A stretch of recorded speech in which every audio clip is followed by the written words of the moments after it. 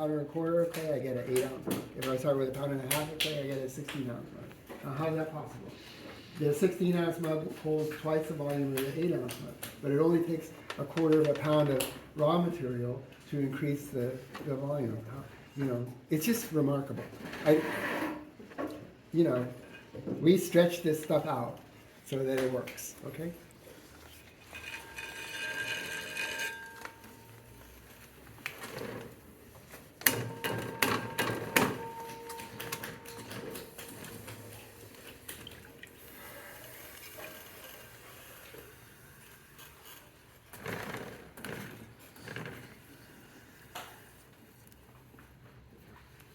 There's a handout that was going around. Did everybody get one of these handouts? Yes. Just follow along as you see me working here. This handout was written by a teacher that I had a very long time ago. And she became a friend. She's a neighbor of mine, and so we've kept in touch. Mary Law is her name.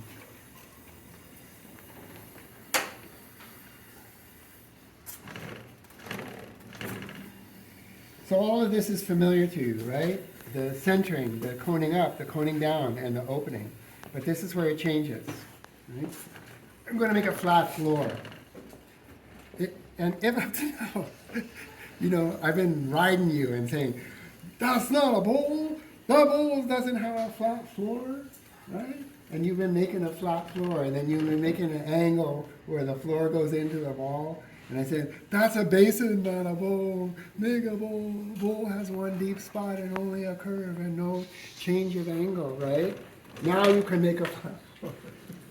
Now you don't have to have me haranguing you about making the wrong shape. But how do I make the flat floor? My thumbs go down in the center, and then I bend the first joint, and the second joint stays together. And they just slide outwards from the center towards the middle of my palm here, right? Then I've got a flat floor, absolutely flat, and I mark where the circular base, the floor, meets the wall on the interior at a right angle.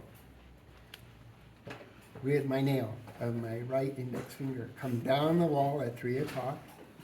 The tip of my finger hits the floor, and my nail marks a line, and that line is the end of the floor and the beginning of the wall in a right angle. So what is a cylinder, right?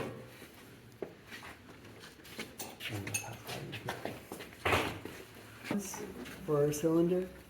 Is that a new idea for any of you? No? You never thought about it? No, I mean, the trick now is going to be to make it rise. There's no tricks here. I'm not trying to trick you. I'm going to collar it. I'm bringing the rim way in, all right, but not the base. That's called collaring. I'm not talking about calling your mom. I'm talking about the top of your shirt where the little button is that chokes you, right? That's the collar, right up here, not down here, okay? And I'm going to pinch down, and I'm going to feel if I have an even wall thickness. My middle finger stops at the floor, right? And my thumb can go lower because the floor has a thickness. And underneath my thumb, I can remove a little bit of extra clay on the outside. I'll check the thickness of the floor. Oh man, I lost my needle tool.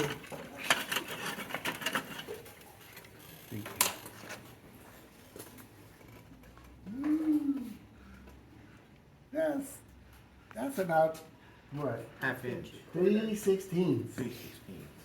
It's in between an 1/8 and a 1/4. Whew. That's pretty thin, huh? Yeah. But that's the same thickness that the wall's going to be when I'm done. This wall now is how thick? More than a 1/2 inch. That's like 5/8 of an inch. Yeah. So that's going to be less than half that thickness by the time I'm done. All of this clay out here is going to come up. It's going to get taller, it's going to get narrower, and it's going to get thinner, right? And it's still going to have the right angle inside. But I have to lift this now in the cone shape.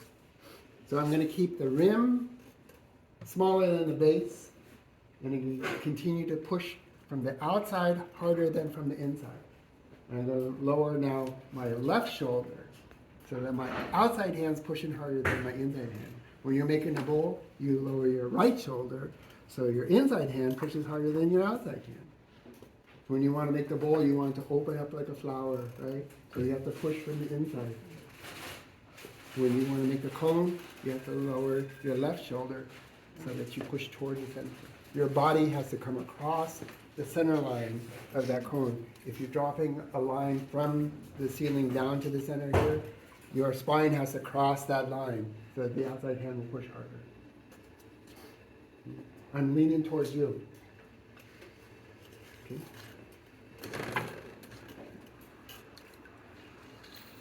Your hand's horizontal here. There's those three fingers. Your thumb's resting on the middle finger. The index and the ring finger are cradling the thumb. My left hand goes inside, opposite that. I align my index finger so the tips of my fingers are opposite each other. But before I pull up, I rotate my wrist and my forearm so that now my fingers are more vertical, still bent in the joints, and now the nail of my thumb is resting on the outside wall. And I can push hard. And I'm pushing against the hand that's inside. And the hand that's inside is like the anvil. And the hand that's outside is like the hammer. The anvil's not pushing back. The anvil is there to take the blow, right? The outside hand is like the hammer. And it's wham, wham, wham, you know, against this. This doesn't really push out. This is there to receive the compression and stop the hand from outside pushing too hard.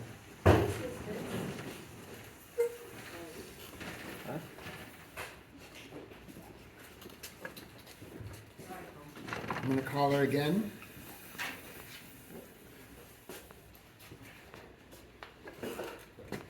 Level the rim.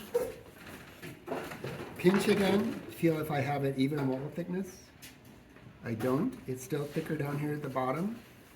So off comes more clay. Collar again, just here to put it back in the cone shape, and pull again. Second pull up. My hand's bigger than the inside of the rim now. It's stretching the rim open. Right? I'm pushing here at the base, tilting my hand up, compressing and lifting the wall into the cone shape. Compressing downward with my thumb at the top of the pole to level the rim. I'm trying to make something that's taller than it is wide. Right? Up to this point, everything that we've made is wider than it's tall. So now we're going in another direction. We're trying to make something tall and not so wide. I'm going to go get a pair of calipers and bring that over so you guys can.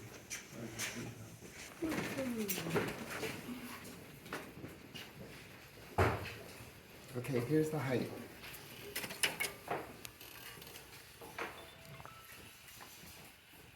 Like that. Right? That's as tall as it is. That should be greater than the width. Where's the width? Where's the widest point? The base. At the base. It's a cone, right? This is how wide it is here. That's got to be less than the height, right? It is less than the height. Here's the width and here's the height, right? You can use the calipers either way, outside or inside measurement. Okay? So I'm good now, but it's not a cylinder. It's still a cone. So I'm going to take this tool, my wooden rib tool, and I'm going to come down the outside wall of that cylinder and push the left hand against the clay into the tool. The tip of the tool will cut down through the thick bit at the base there, outside. And that will be the same width as the rest of the cylinder. As I come up, I push a little harder with the tool. Look at the line, make sure that it's vertical. And now I have a cylinder. And then I use just the tip of my finger there to level. That's cylinder, right? And you're going like, yeah, so what? How many cylinders have you seen in your life? You see them every day. Big deal, right? But this is strong. This is not going to fall apart. I put a lot of compression in there. With first my fingers and then with a tool, right? Let's get the water out from inside so that we don't get a break in the floor. It can actually split the floor if you leave the water in there. Oh, there goes my hand inside again.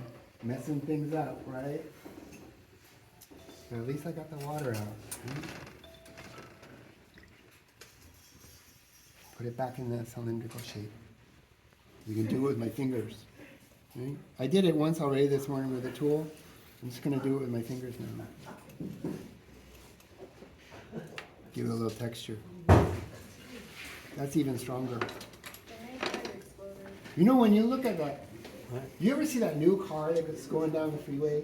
It's made by Tesla. It looked like a truck. It looked like a robot. Have you seen that thing? Yeah. It's like brushed aluminum and it's like stiff and there's not a curve on it, right? I don't want to be riding in that thing when it gets into a wreck because the whole body will just crumple. You know, when they make the body for the car, they build in these lines and these curves because that makes the sheet metal stronger. This surface is not just the surface, but it's the form of the wall going like this, right? Inside and out equally.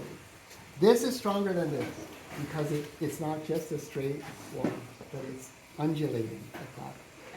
This is more structural. Yes, ma'am. The nail plate exploded like a couple of times. The what? The nail? Exploded? Man. That's a bummer. We're gonna have to do it again then.